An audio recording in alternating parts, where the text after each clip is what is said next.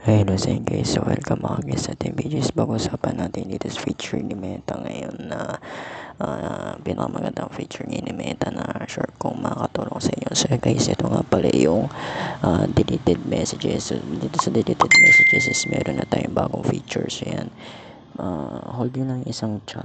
Ayan, so pag na-hold nyo yung isang chat, ayan, may nalabas dyan na reply, copy, delete more, and then itong reaction. So, pipilitin dito delete. Yan, pag na-delete yan, pwede nyo i-select. Yan, kahit ano dyan. Pwede nyo i-select. Halimbawa, ito, gusto nyo delete tong word na shit. So, yan, and then click nyo itong delete. So, pagka-click nyo yung delete, pwede kayo pumili kung delete for everyone or delete for you. So, yan, halimbawa, delete for everyone nyo. Ayan, so yan, nalabas yan is mga unsent yung messages. So yan, so hindi lang to nagana sa single chat. So yan, halimbawa single chat ito, para ko sa inyo. Yan, dito sa conversation namin nila sa Lynn na aking baby. So hindi yan pwede mag ganun. So yan, hindi nalabas sa isang single chat conversation.